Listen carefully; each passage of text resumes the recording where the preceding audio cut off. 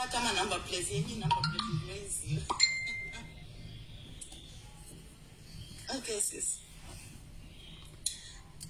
You know.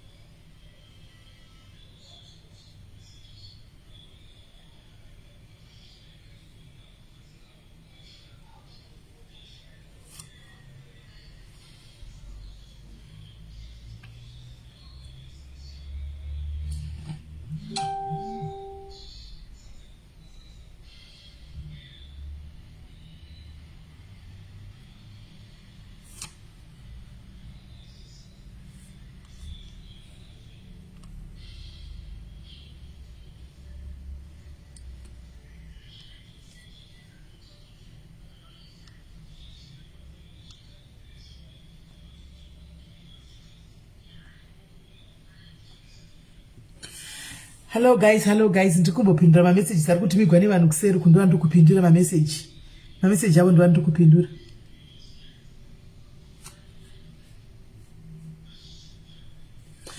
Hello guys, hi guys, how are you guys? Hello guys, how are you guys? Hi guys. We're gonna go and this enough light just like this. Muri say guys, how are you guys? Muri say guys, how are you guys? Muri say guys, Talendi, Lindy, Way, Hilda, Gina, Ashley, Faithy, Right on Time, Diana, Joyce Morap, Edith, Ayanda, guys, share live. Pano, paita tag of war.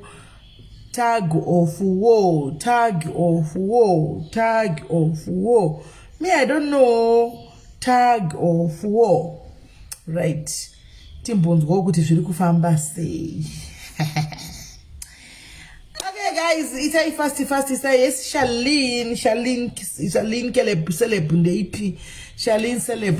Charlene, unema chita kila tiere. Una kila tiere wangu. Africa Sharon's pakwa halazi. Really say. Grace Munyaradzi, Cynthia Dredy, Mimi Justice. SIS MELLY amudaire phone. Tinenge ndiri busy mimi kana sina daira phone. Ndiri busy. Pane zoda kuti namakuwa ningawandisa chesindu daira ipi. Sishonile wena ushone njani. Daisy Dube, shiri say Ironica baby. Hands ndasindaona. Oh, Tambu. Congratulations. Le to Bridget guys. I hope nasi Wednesday guys. But I hope guys mauya ne drink zenyu be it imvura. Cheers to mvura. Be it urukumwe, be it une popcorn because tichagara pano. Tichange tiri pano anditi. Tichange tiri pano. Ati chikurumidza guys tikati obuda utopinda uyu. Obuda utopinda uyu. Obuda uyopinda uyu. Hands snakes under grass mahora. Ndo chiko snakes underground. Ngozvona nachingonyora sviko ndombo. Mazoro nditori sure kwenguva. I'm sure kwenguva. Bianca Wadi, thank you Bianca, thank you. Right, the battle of the two Ndunges. Yes. Gari Mparangi, yes kani gari. Tinotenda afadzi. Cleo ngia pila wena unjani. Niki, Nicolette, Tarido Chidanda. Shiri say Master Koza, Madegwane Abudhi, Susu Dwell, Angela Mushanga, Nancy Bususu, Sabelo Shinga, Charity Vutse, Melody Razo, Daisy Dube. As nasima kapenya SIS MELLY. Takapenya? Sure. Asima sumboyanda kashuba. Dikurima. Nganonga nchipenya wani. Ndozima light ngari chundipa rachita kuti ndite ngirigiri. Ndite inoziji. Ndite kwa men. Teiwa ne light ndatodzima ngo light. Azima kapenya. Are you sure kuti aisifrita?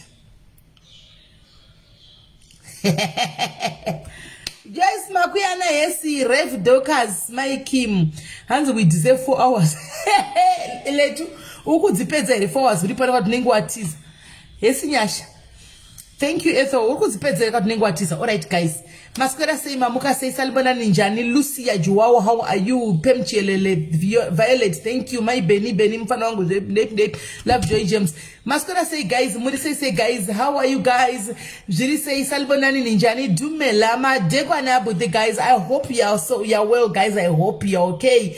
Thank you guys for the support. Let me start by thanking team the Kempton Park ladies Iowa Sando Kwamuri guys. Ndibatsire wone kuisa my love nema likes kune team the Kempton Park guys. They just came to support after I told them kuti ndiri kuya ku Kempton Park pane chechi yakadai without them knowing what is going on. They just came in numbers. I think ndakaverenga vese vakauya they reached up to 22. Vamwe vakato drive kubva kumwe kuuya antimaona kungouya just for support kuzongo chigare vangove na SIS MELLY and some they just come tavangouya tikatogoma pictures tikatoseka vakadzokera. Hanimona. So thank you very much guys. Job Kempton Park. I'm really humbled and I'm really honored.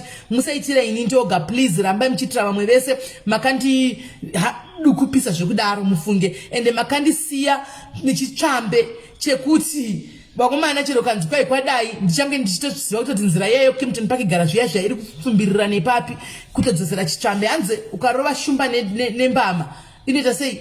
Saka ndizvo ndakatorowa neshumba nembama mufunge neshumba idzi. Saka ndichanga ndichitongovafambira makanditra zvakanaka mufunge. Hanambofunga kuti mutoya support yakadaro. But anyway, makaita 10 up. So thank you for the support. Thank you guys. Bless you. Ngazvirambe zvichienda mberi. Patofamba kandikatiwo timu ndofambawo netimu rangu. Ndikati timu ndiri pakati timu ro yakatongofara ndo chinonzi support. Dumela Tembi uri sei sanzi do exercise today. Yes Cleo. Yes I did in the morning. Zvinongorodza time iyoyo chete. Paunenge wangu uchitobva kunzwa nemwe energy inotoshamisa. Antoona. Right. It's like zvakuda kutanga ndizvo.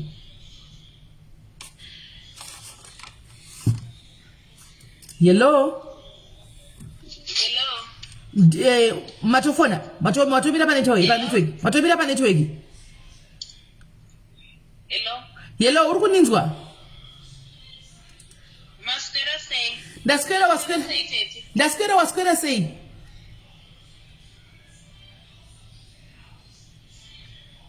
Hello, uri kuninzwa? Regayadzoke. Right. So guys, kwa vazochepeka kawikenyu kaya. Ndichakapfeka kawikanga I'll wait. Ndichakapfeka. So guys, ina ndizvo zvikuitika. I got a call in the afternoon, right? Kune mudzimai wechidiki anditi. Akanditi SIS MELLY, I think ndiyari kufona. SIS MELLY, murume wangu inini anonzi Ndunge. Ndikati aiwa mukadzi wavandunge kava sekuru anoya pano. Kwakanaka here naye munin'ina zvikanzi kwakanaka ndauya kuti ndizokubvunza kuti munhu anouya kulife yacho zviti ndindunge ndiani. Ndikati ndindungezve. Zvikanzi wekupi ndikati ndunge kavandunge zvokuZimbabwe. Zvikanzi aiwa ini murume wangu ndiye Ndunge. Ndikati guys makundi confuse.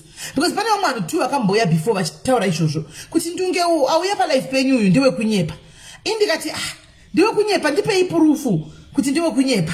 Saka vakati number idzi fonera Ndunge anogara kuZimbabwe. Ndunge haatouyi kuSouth Africa. Ndikati manje number hadziprove kuti ini number dzandunge original handizizivi. Saka chinongandipa number ndakafona kati ndini ndepanenge pasina proof iri concrete. Handiti imi Ndunge wacho yeyeko anodi kuti anifonere kuti ati munhu yeye handisiri ni Ndunge. Ina handichazivi kuti zvinofamba sei. Ndobva ndadzokera kuna sekuru Ndunge vaya ndikati sekuru kune vanhu vari kuklema kuti hamusiri imuko. Handitika saka ina handichaziviwo ndobva vanditumira chitupa.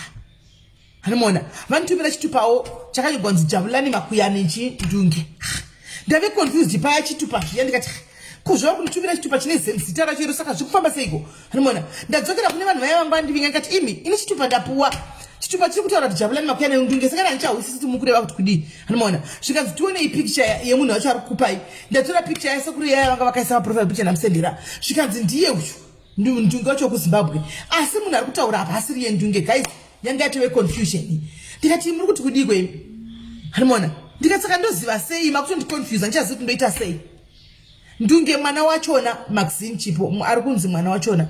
Ndanatova neconfusion ndarwa neconfusion makati Saka zvikanzi amene zvifamba sei but Ndunge chaiye tatomubvunza isusu. Hanimona akati handina kana Facebook account but nditonesekana nemunhu iye apata akuvataura zvakataura ndobva ndangoti guys pasina proof ka ina ndisikuwisisa pamwe munenge ndida kudi kusetula masikozi enyu moya moda kushandisa inini handi mashona. Saka Ndunge mwana wacho guys mwana ndikati asaka ina ndisikuziva kana mazove nechi kana mazove neproof kufamba sewa network yava isiconnecta vana iringoti connecting kava ende pane network warutofona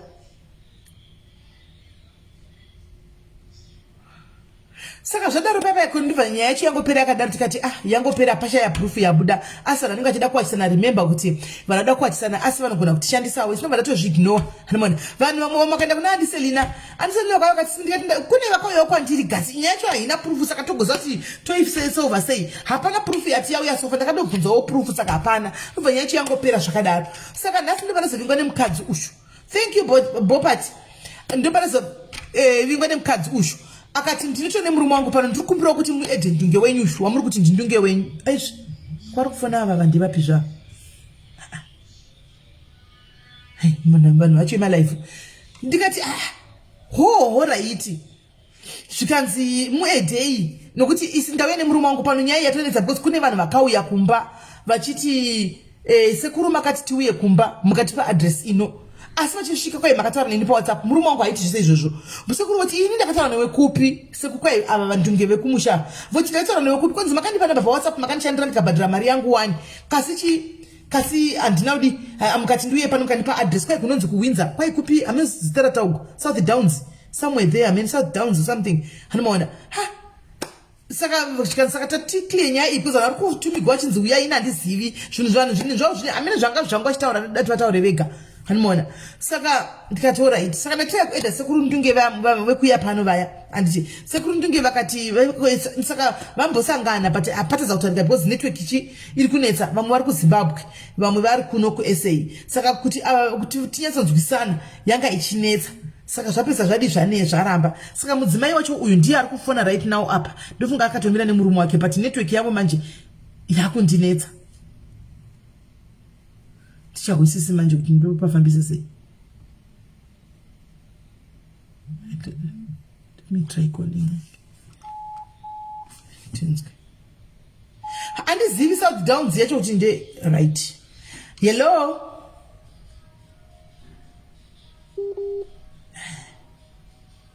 Network yave inonetsa.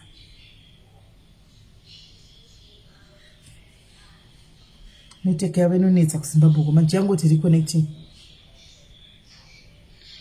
Hello. Hello. Yes, takunzwa manje. Maswera sei pachipamwe? Maswera sei. Aiwa ndaswera maswera sei. Taswera. Chiko chiri kuitika nai mningina na bamnini. Zviko zviri kufamba sei taapa live manje tinyatsodzwisisa.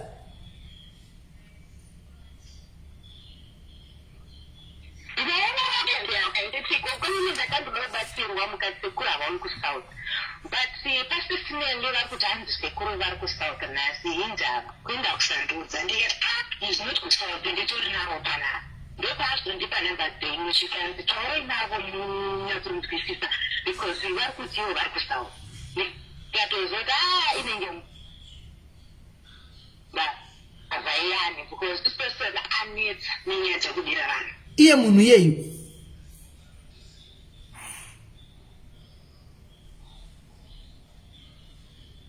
hello iye munhu iye ivo vakauya pano ava sekuru Ndunge vakauya pano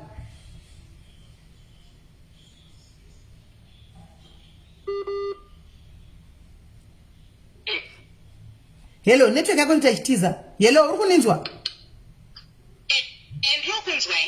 ivo vekuya panapa vari kubira vanhu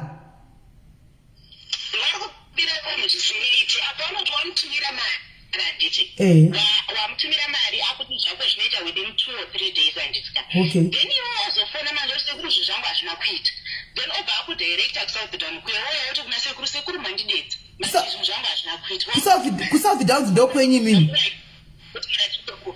kuchada kumufonera foni yake inenge isasaiti anobva atokubhloka Kusouth Downs ndokwenyu kunenge kuti kwakurifewa vanhu. Anobva director kumba manje. Kokumba kwenye wakuziva sei munhu wacho Saka? I think katori munhu wekuziva because unototokaisa kana photo pa WhatsApp status paipaika. Unotoona the next morning yake yake yatoiswa pa Facebook. Yato profile photo yake. Ko chitupa indakatadzwa chitupa kaini naima inini navava vandunge vachiti ndini ndunge wakati kanda chitupa chakanzi Jabulani Makuyana Ndunge handiti saka chitupa chenyu kamuchiti mimi wenyu murume ndiye Ndunge the original saka chitupa chenyu akachiwana kupi ava vandunge ava? Pane munhu akatumirwa photo nasekuru.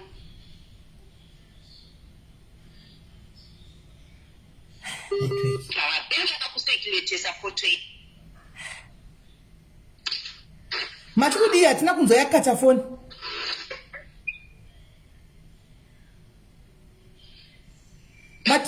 Matikudi. Hello? Matikudi. Akatumirwa photo nasekuru uno. Pane munhu akatumirwa photo. Saka atumirwa. Pane vanhu vanotumidzira mari. Alright. Saka vanhu vanotumidzira mari maclients ati vanotumira pafoni pasekuru. Saka sekuru because most of the time vanenge vari busy. Vakatumeni ngotsva mari pamukuru. Then obva atumira murume pamukuru yafu ID yavo paWhatsApp. Murume pamukuru yandobva atanga ku I think kuti pane munhu akatumira here kana kuti yakabiwa mufoni make handizivi. Iye he claims kuti andozivi kuti yakafamba sei ID iyoyo. Right, mucomment section muna sekuru vacho Ndunge vari kuti burisai wamuri kuti ndiye Ndunge wacho. Muna here muri mwenyapa so imi sekuru Ndungewo ndochikuita video call. Right. Good. Avaripo imi sekuru Ndunge ndochikuita video call. Handika ndoitawo ava video call. Handiti tochiona Ndunge chaiye. Yaza tochiona kuti Ndunge chaiye ndoupi. Handiti andizvoka ndizvozvo chaiye kuti andafanira kuti iwa usikuramba handisika saka rikatinzwe imi sekuru Ndunge ari comment section fambai nendima ndikuedha ipafoni apa ndoda kuedha ipapa pamuye palive uyu ndomuitawo video ko ane murume wake right now as they are talking ari kuti ane murume wake kumusha kuZimbabwe imi mati muri muSA izvozvi mochiuya palive pashow up ndoedhawo apa patochiona kuti zviri kufamba sei motaurirana muhwisisane kuti Ndunge chai nokuti toine confusion tatorwa neconfusion tazoti Ndunge chai ndoupi zviri kufamba sei achatohwisisi hanzi ini aino Jabulani aiwa vanhu vari kuti vanomuziva tichamuona handiti amuna here mwana watezvara vako iwe mwana wababa tezvara vako baba wako iwe umwewo akaitwa kumwe anonziwo Jabulani Ndunge hakuna. Jabu ndiye ega one vanotonzi ana Jabu vana Jabu wachona uyo futi vari kuprimary. So unless maybe ari iye mwana zvari kuprimary zvinganzwisisika. Aiwa munhu mukuru avasi mwana ari kuprimary.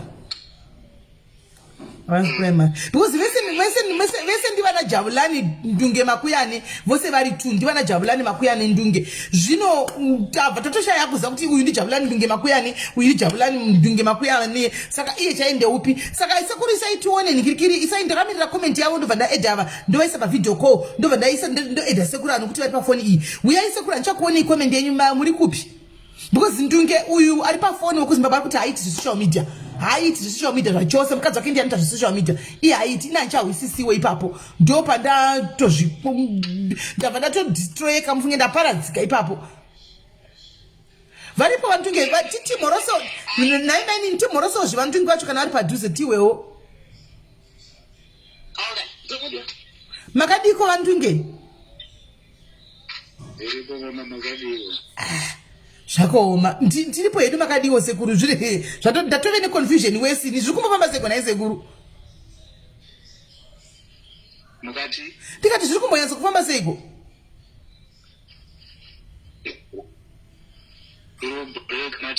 ndati zviri kumbofamba seiko nai sekuru nokuti uyu unozvitiwo Ndunge vacho vamwe Ndunge vari mucomment section varimo macomments umu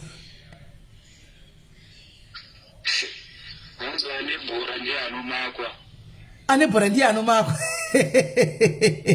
hey saka imi hamuna Facebook account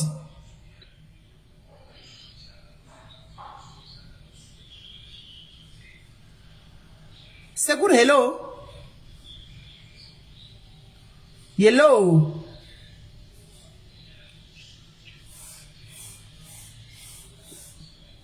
Hello? Hello? Network yawe inotisa mani kuti zvokutamba. Network yawe inotisa kuti zvokutamba. Ini zvatondinetsa ini guys ndadove neconfusion. Ndakatorwa neconfusion kana ndakadai.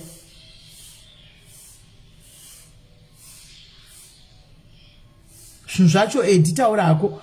Zvinhu zvacho ndatoperegwa.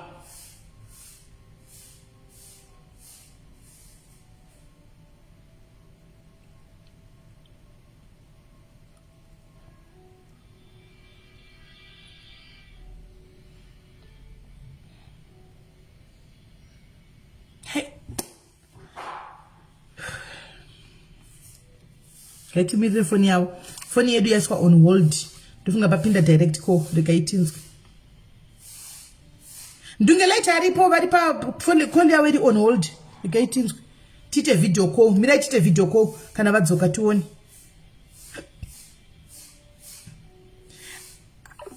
Naime matichero video ichero chinzi kwa inogadzikwa ID. Iyi yanga iri original takatoi verify yaka.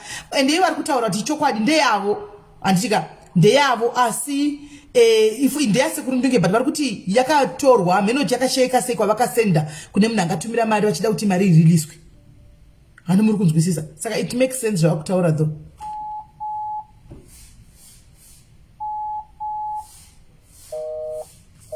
Alright.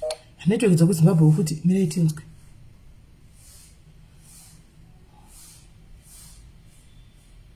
Right. Right, regai tinzwe ava. Regai tinzwe. Hold on. Hold on. Can I please go? Hold on. Mirai mchafona mirai.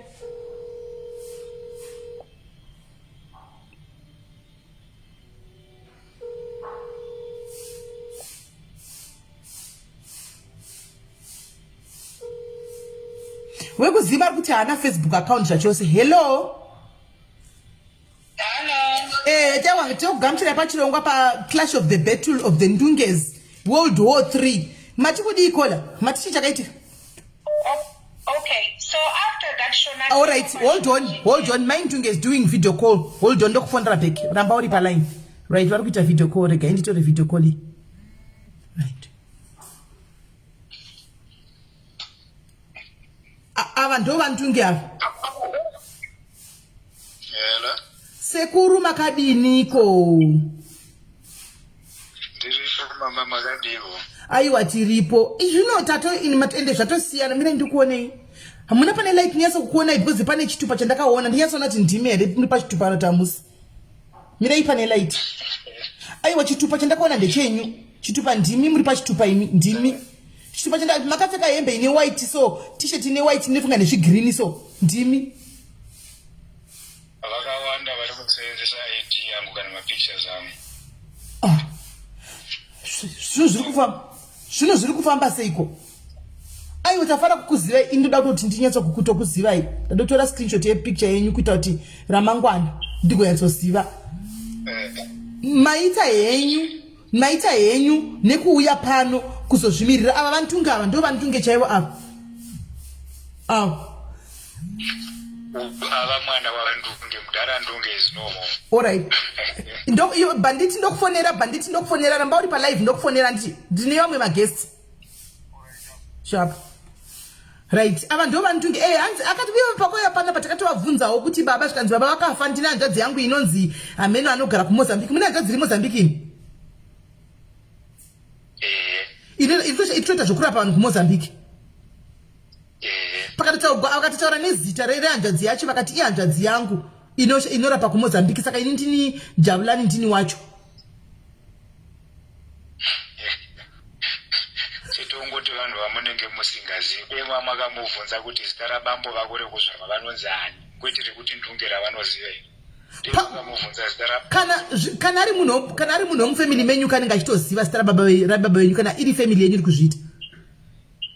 Haasiri mukamuteerera toni yaanotaura haasiri mundakuba munhu iye unless achizviitisa kuda kutaura language yakaita chimalawi so. Takazvibvunzawo panasi kuti ko chindau chikanzi aiwa munhu anotaura language yamudavi zvamunotaura chirungu ndechenyu.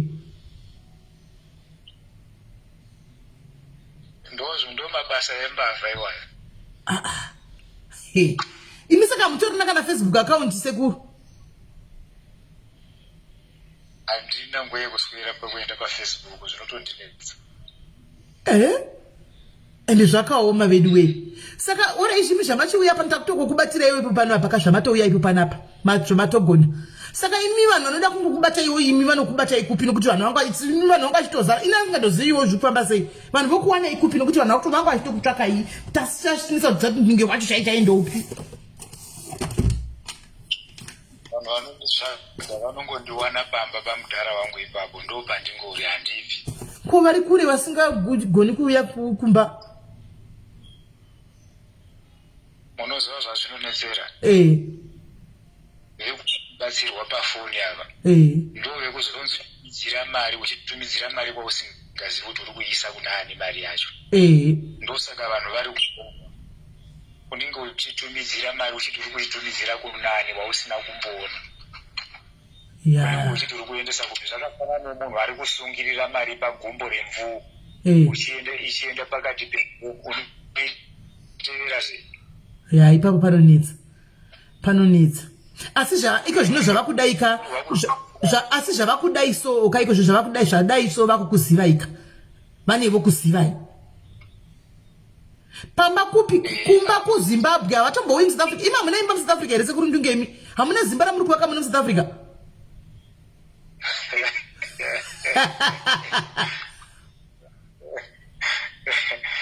Andina kana. Hamsana mbapinda South Africa kana musati mbapinda muno. Ndakapesera kubva muSouth Africa 1996. Kusvikira izvezvi. Hamsati mbapinda muno. Ayo.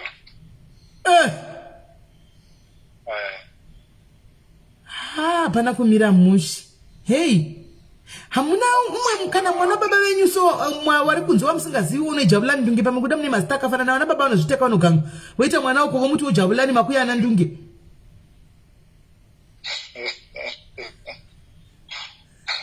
Kusazoziva vari kumatinofamba hamutaurwika. Pamwe baba vakumukwa vakaenda vakasiya mwana ikoko. Havana kutitaurira. Avatinoziva vacho vese vana vari kuno. Because zvinhu zvacho mudhara wenyu mimi aitumira kagudo kuenda kunyaradza munhu kuti zi. Saka munhu anenge achitembei imi kuya achizviita Ndunge mwana waNdunge asiri imi. Munhu anenge achitembei. Vamwe vane zvavanenge vachida kuedza saka ukazenge waita sengoti uri benzi rinenge rapiwa tsvimbo uchingorova wese wese. Ndokusvika pakuzosiyira mhuri kwose. Because ndikazviteerera ndichatsamwa ndoti regai ndiite zvandinoita umwe munhu vamwe ane mudzikinekitwa ini inenge shindaka. Unoita zvaunoita munhu abva afirapo. Zvozvo nemamwe mamuna. Saka imi muri kutaura nyaya yekutya ngozi sekuru imi. Hamuchinji mari mashizha kuita mari here imi?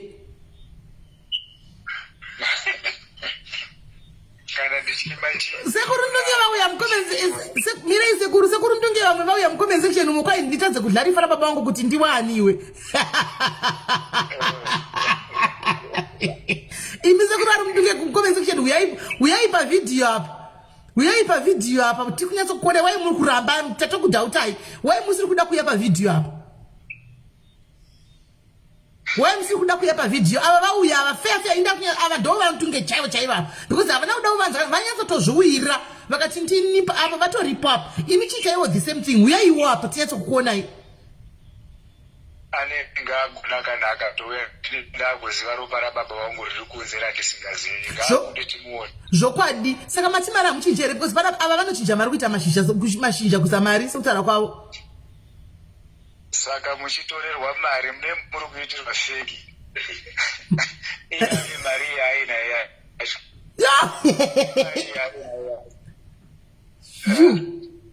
Musakutumidzira mari pese pese kunhu zvamusingazivi. Munhu svika pamba pemunhu kana wasvika pamba pemunhu waakumuziva kuti anogara apa mafoni namba ake unenge uinawo. Mangwana waakuchitaura naye akati handina nguva yekusvikako anobvumirwa kuti achitumira pachii because aakuziva panogara chii. Iye kungotumidzira iyi ndiyo yatinongonzwa vanhu vachichema ndarohwa tinenge tichichora vaizodzinzi pamwe peo dzinenge dziri kutsvaga urarama zvinhu zvakaoma. Aiwa kurarama akurambiwi aiwa kurarama munhu anorarama but hauzoshandisi zita remunhu kakuti udaro unotsvaga ukana zita rako ungouyawo uri munhu chaicho chiti ndinonzi ndingine zita rako ndinoita zvokurapawo hanti munhu nemunhu anorarama mararamiro akasiyana hatizodika kuti uzotora identity yemunhu ini tingazofarawo here ndikadza kuti kune munhu ari kuzviitawo sisimeli somewhere iye asirini hazvizonakidzi. Hazvinakidzi. Munhu iyeye uyo mukanzwisisa tete ane namba dzekuzimbabwe dzinopera 875. Vanhu vacho vese vari kuita basa iroriri. Especially iyeyewo munhu wakewa munotaura chakaita chimalawi sort of yeyo. Iyo ndiyo mbavha hombe manje. Inogona kuita malaini anokwana 20. Ndinotori nemamessages andaitaura naye asati azi kuti ari kutaura neni. Pandakangomutaura kuti uri kutaura najabu wacho Ndunge kubva andibloka. Ndikanga ndafuri ndichakuforwardira imanhiki ndichati madhamu wangu akuforwardira ima. Makatombotaura naye? Ndinotori nemafoni namba ake iri kuZimbabwe nechiichi. But iye zvino vakugara muno vakatouya muno vanouya muno vachidzokera kuZimbabwe vachidzoka muno sokutaura kwavo. Imbavha iyo mukakwanisa kuita vaya vanotsveka vaya anowanza kutambira kuchikokwala date bridge ndo paanotambira munhu imbavha. Inga zvakaoma.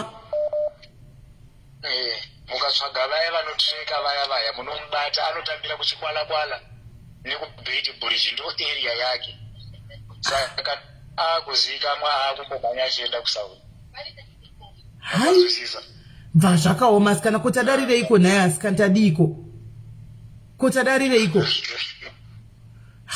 nasi chaiye vatombonifanira makuseni sekuru vachitoka ndoda kuuya pashow ndoda kudzoka pashow ndimbozotara nevazukuru ndoda vanhu vekugadzira vekuti ndibatsire mahara mukandipa 33 vanhu kuti ndibatsire mahara ndikati this time munouya tokupai vanhu isusu nokuti last time vanhu vakazenge vongoti auya moti kwai vakwana namba yakwana kudhara auya moti namba yakwana kudhara saka isu tinononga this time vanhu chitotokupai pasinawo 3 hours ndobva pamafona mudzimai wenyu ini zviri kufamba sei vachitoti vari kubva kuZimbabwe vakapinda madeko kubva kuZimbabwe ndikati vati ko kusura zuro makafamba sei kwemaiti muri kuZimbabwe nhasi makuti madzoka muno zvika ndine mota kana mhepo yecyclone idai yaimhanya semota yake iyoyo imota yekukupi inobva yatoti nhasi yatosimuka kaba 20 minutes yamuJohannesburg imota yerudzi kana kuti chainomhanya kudaro.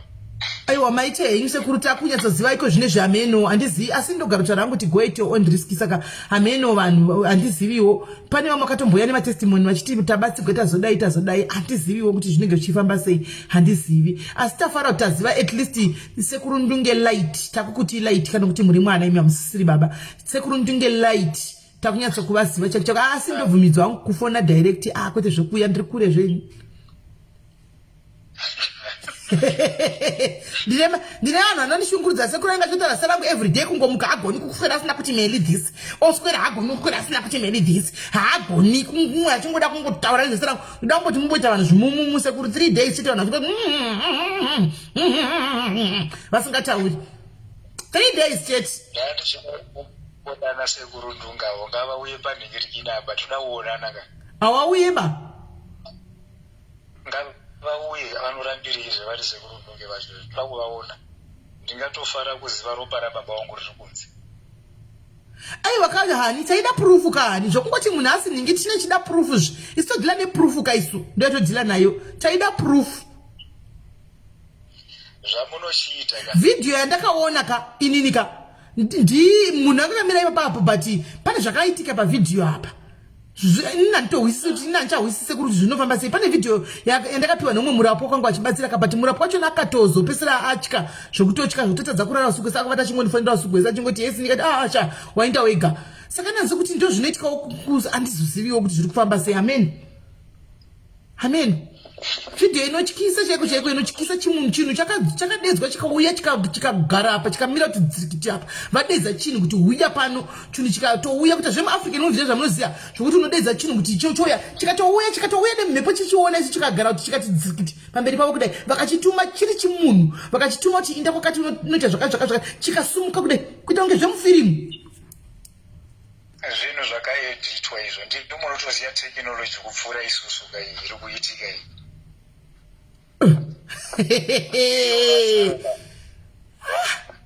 Imuka mukafona yevidhiyo call kwakachena mangwana ndinenge ndisiri kuswera kuswera mangwana nhasi pane pandiri kubuda ndichienda kuswera mangwana munofona ngevidhiyo call vanopaziva bamba pangu ndichitenderera yes Friday vamufonera nokuti ngaisa vidhiyo call yepamba pali ipapo Friday ndinofona kutona pamba penyu ndokutipedze masports exactly aiwa ai sekuru maita basa regaiti kuzotaura kuseri maite henyu shuwa haini nhamba dzamedhemu ndatochengeta hangu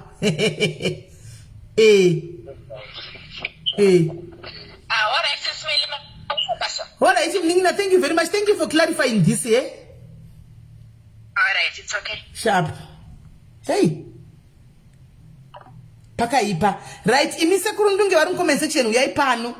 Sekuru Ndunge vari comment section uyai pano. Who are you?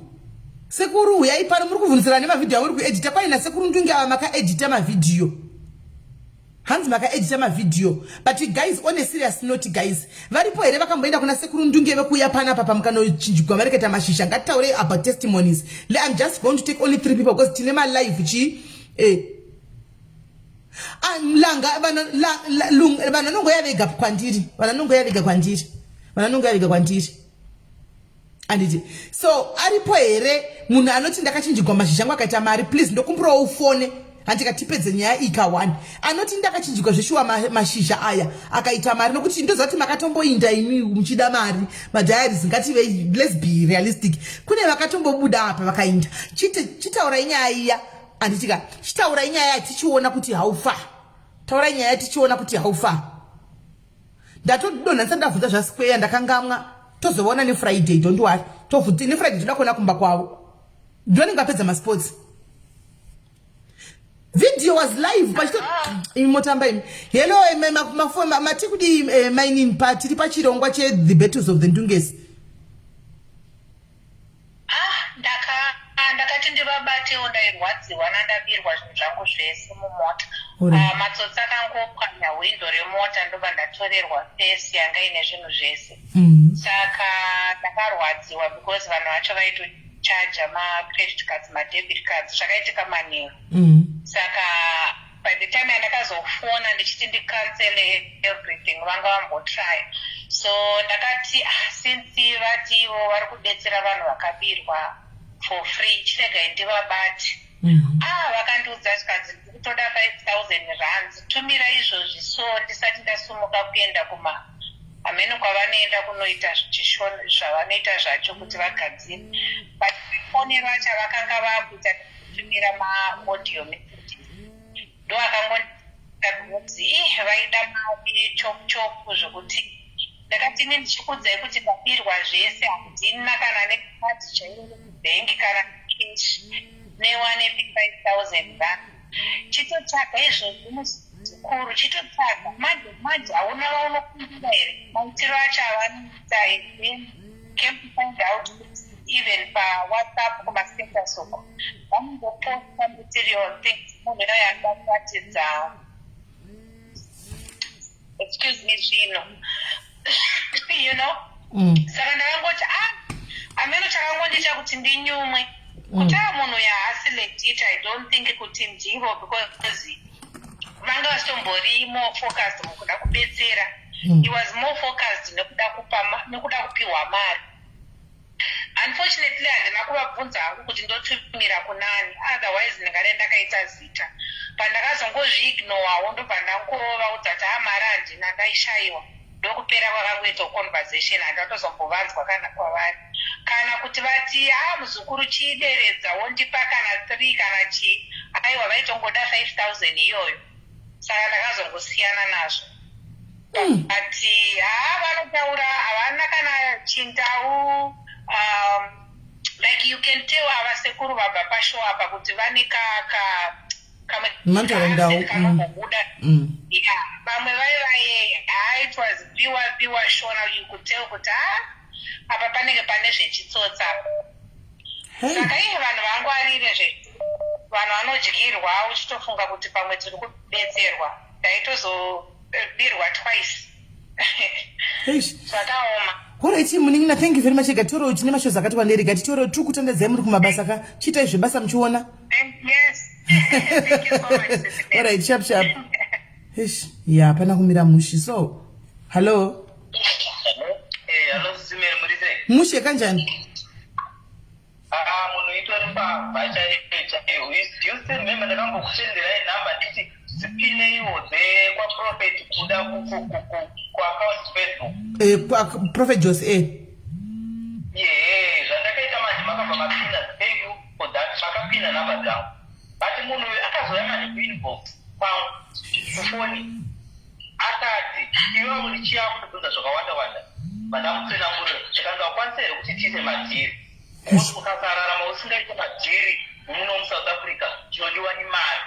Ndinokwanisa kuti ukaguma zvandinoda kuti tiite togona kuita fast money. Saka ndakabva ndati ndezveindasi natombozwa kuti ndinduke. Then later ndopaakazondudzwa ndini nduke. Oh, muri kurevesa here? Saka ndiyamo munhu imbavha chaiyo. Mune zvizhinji zvaakaze ngaakutaura. Inini zvizhinji zvaakaze ngaakutaura akaona kuti ndakada kuedza at first ndakanyatsonzwisisa kuti munhu uyu akaunya kuita sebhoza angafuna kutaura zita rake. Then pandakazonzwa manje akutaura zvemushonga zvewati akatanga kutibvunza kuti ndingonomuziva here ndikati handinga nditomuzivi zvenanga handitodi zvakangoyo problem yako yakaita kuti uzoteera zvemaprofita echii. Ndikati handina kana problem nane zvakawanda zvamakuru ndibvunze. Saka kaona kakudaira kandandakuda zvikumiignore. Ndopaakazotanga kutozondituka achiti hapana akataura nezvinonyadzisira. Haudivike newe munofa mundosika mazimbabwenzi muchifa muri marombe what. Mune conversion idzodzo here?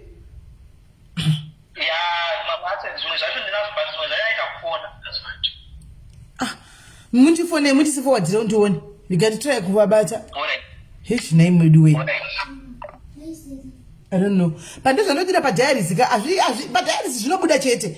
Chino kauya kochiti kudi zvinoita ako ka time frame. But zvobuda chete. One way or the other padiaries zvinobuda chete ndo chokwadi. Anyway.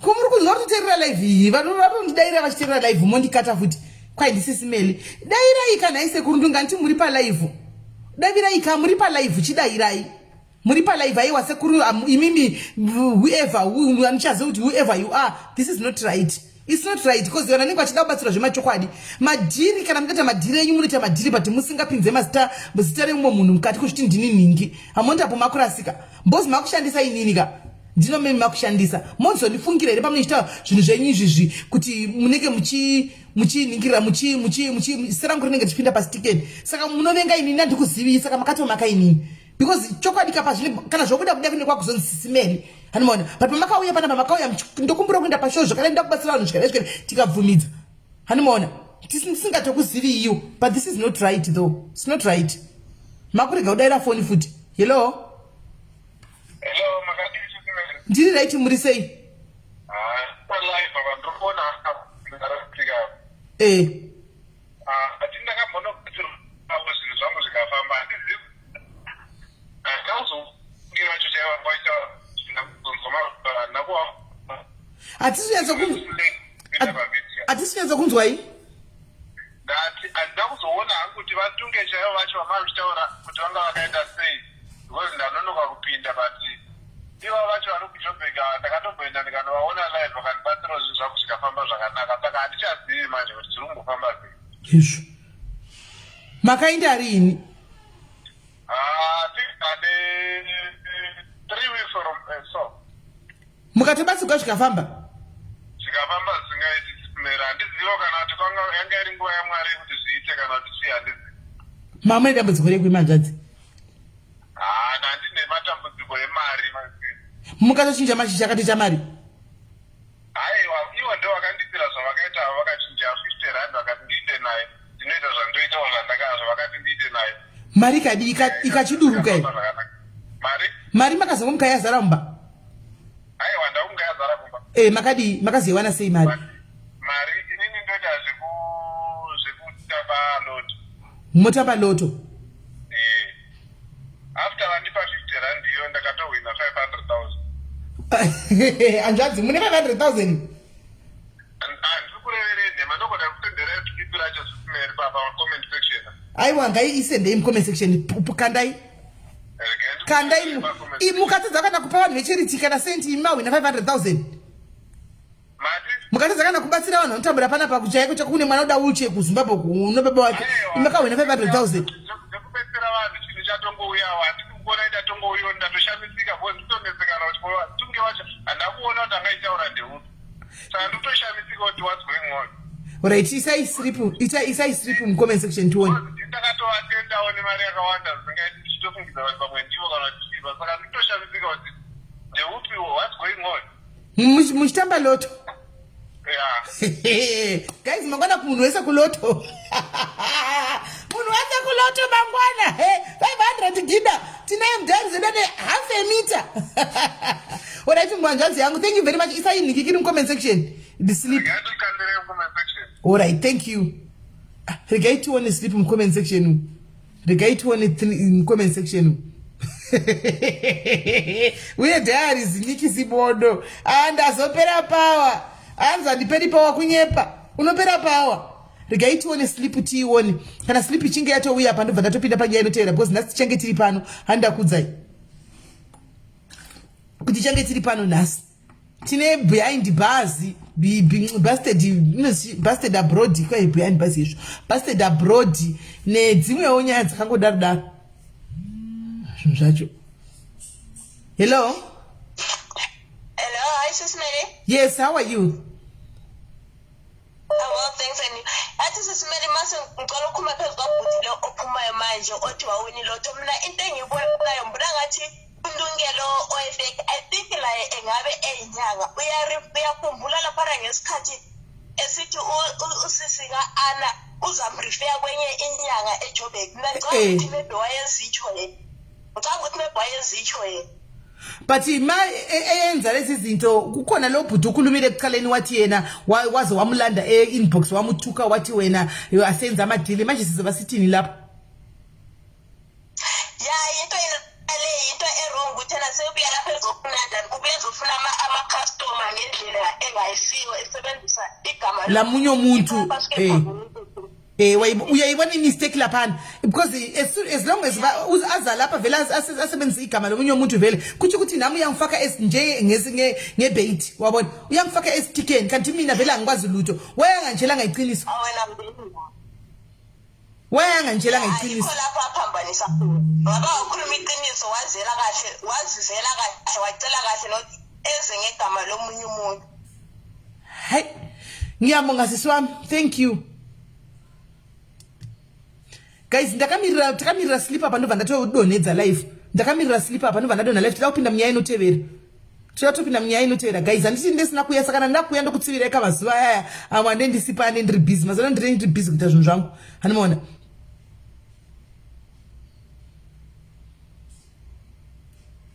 Hasitevere sleep guys.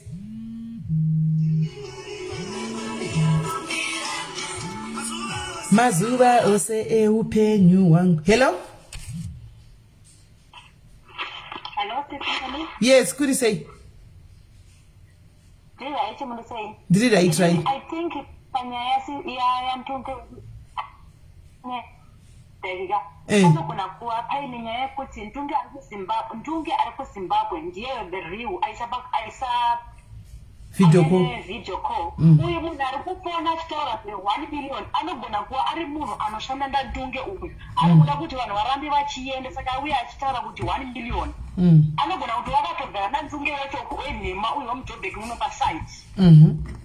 Yeah, it's a very big possibility though. Ifethi iye amethera zvokazi zveka 100 uyu akatogara ndunga kutonzifona ende mutafunda vanhu vakawanda vachida kuti hatina kupusa hedu zvekudaro. Hatina kupusa kugona nyarara hedu kutaura because hatikande vanhu pasi pebhasi but hatina kupusa zvekudaro techitoziya hedu. Yes, okay, bye. Alright, thanks call. Right. Guys, apana ningikiri kuya apa. Apana ningikiri kuya. Strip iri kuya mera nimbona kukuda pamwe yatumigwa kwa WhatsApp mira itoni. Pamwe kuda yao ya kwa WhatsApp, let me check.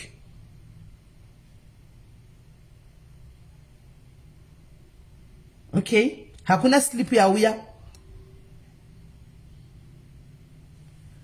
Hakuna kana cha uya. Hakuna slip ya uya. Right, so guys, regai nipedza conclusion ndichidai so Ndunge uwe kuJoburg uya anitokuzati kukudedza chiti kudi sekuri imi vari kuJoburg aiwa mandigumbura zvamaita amundishandisi kudaro. You don't come here mondishandisa henyu moita zvame muchita muchidini hamutambi nevanhu kana muchitsvaga mari muchipanda muchihasla munohasla but musaiye muchihasla muchitsvaga mari nezita reumwe munhu because panapa chero zvikaita sei chokwadi chinobuda pachena inde ichitozviziva ipo papa makatoerega ndikudzetendezati it's a matter of time kana pana zvipinga mupinyi pakatanga kubuda tukuwakuwa tokuti hasi ndakaziva ndikati nandiserina hold on mirai pacha zvinobuda mai manje hold on ndaizviziva pana kuna muchinoenda sport free hapana ani mazvona saka imimi sekuru mana badaira foni yangu kasima amchimbondifonera iko zvinova kuna badaira foni yangu kuti muite video call tikuonei kuti ndimani saka imimi hamusi Ndunge wokuchi uko kuchipinge hambusiri imi Ndunge imimi muri fake sekuru imimi muri fake muri kutsvaga cash mutsvaga banzi nyaya inoita inzwa ndi vana badaira foni yangu saka indobva ndachitokublokai handimaona because imatora badaira foni yangu pavanhu ndichida kutokufonerai saka inda kuchiblokai because ndichanyatsozva nechekuti zvainde zvekunyepa hapana chamunoita ndo zviripo nokuti kana dema muri wechokwadi chero mamuchigadzira zveshuwawo maiuyawo vanhu vokuona iwo handimotsanangurawo maybe ngoti takashandisa zita revava nokuti chi baba vacho vaive nemukurumbira zvaisikama at least tinogona kutoandastanda kuti aiwa munhu anoita zvinhu zvake but haana kudi hamuna kuita henyu magatsokuya nezita renyu chairo asi kana mouzidai hazvichaiti halo kola unechekuti ndakuda kupedza tipinde mune mwenyaya ndatofanirwa nevanhu nemagesi hold on batokadaro kola hello Botswana hello ndine nyaya yekubotswana saka I think vakutofona alright sisimeli taura ako nekurumidza tipinde alright sisimeli mukuremember musoma makaenda kwana my comfort Usiwa makazvitaura pamakaenda kwa my comfort chenge reflection yangu akukona comfort but makatora kuti Ndunge ari kufona guys ka but voice rako ariziro sisimeli you were right vana vana kuterera but you were right from that day Shimeli, I trust you nenge because muri kutaura vana vatererawo but manga muri right you knew kuti munhu ari wrong magatsenye itokuudza samwe kuti munhu ari wrong aiwa mibvunzo yandakabvunza ipepa ndichitishona ndichidididi ndani tichingori neka but inini semunhu anenge ari host and haukurumidzi kushowa kuti pasina proof handiwana haukurumidzi kushowa kuti so unongoitambowo yakadaidai because panapa zvinobuda chete zvinobuda zvinobuda kusana pakaramba ichitaura kakabva kuramba ichinja tone yake kabva tinda kumana straight tone chona akabva kanga ndofunga yabvadzoka kuzimbabwe tone chona kati munhu yari wrong with yeah pakaipa but anyway takuziva guys. Thank you very much, Mningin. Thank you very much. You guys, you go at your own risk. That is not the original Ndunge. The original Ndunge is the one in Zim. Antiga, the original Ndunge is the one in Zim. Ukoko is not the original Ndunge. So if you are going to keep on going there, you go there at your own risk, right? Go there at your own risk, but just not, he is not the original Ndunge. The original Ndunge is the one in Zim. The one that we just spoke to on the phone, the one who was on the video call is the original Ndunge. This other one is a copycat of Ndunge original. Animona is a copycat, a good DQ who are gone. Nokuti ntu kwa phone ya bakudropa phone yangu saka ukama wedu watopera nditi nokuchukwa chabda pacheni. Chimbo swara dzwai nenema.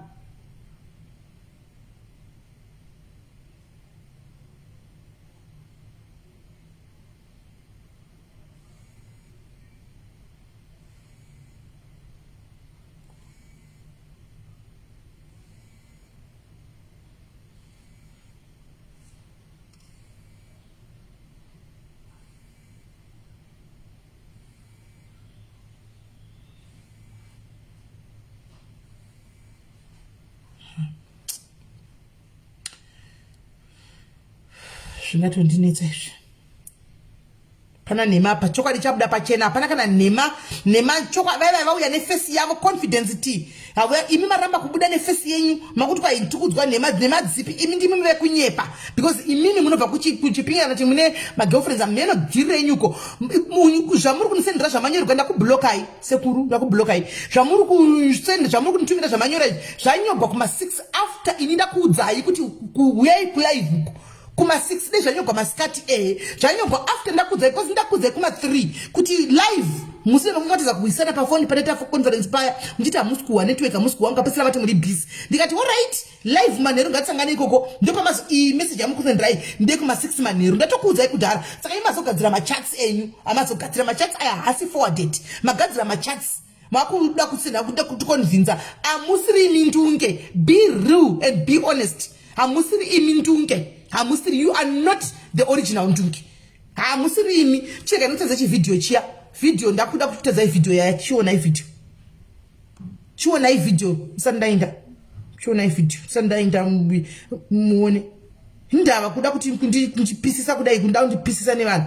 Nditotora nepiso every day muda kubwedzera ndipisiwe mchindinyepera kuti muri Ndunge musiri. Oh, muchindo video.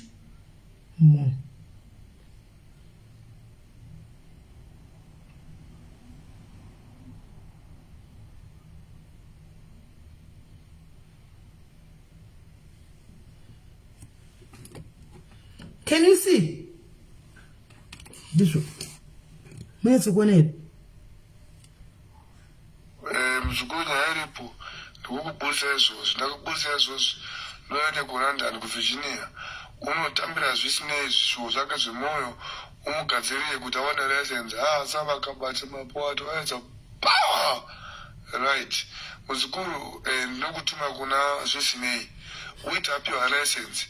Kuchengeta vanhu vane pfungwa dzisingashandi uyezve vose vanga vakamuroya ubate udzorere back to sender iko kunosviwa pegi right makabata right muzukuru zvisinei ndokumbiwo nitsvagiro $220 muzukuru noda kutenga mafuta epepo aya muzukuru handitika noda kuti pabude nyanga iende inotokonya munhu anopa malicense akupe license yori aproviwe muzukuru handiti bekusenda yaitwa ipapa pamuzukuru magorokoti wakumborerwa mwanawe wakumborerwa mwe vanhu vakadai muzukuru pakona hai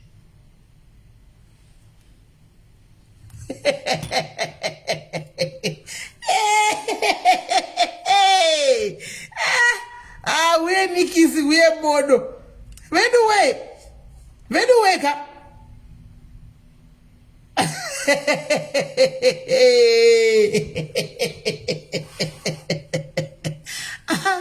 zvakaoma saideka musaenda mazviwa musaenda guys andika musaenda muramba muripo ndikudzoka izvo zvandika please don't go anywhere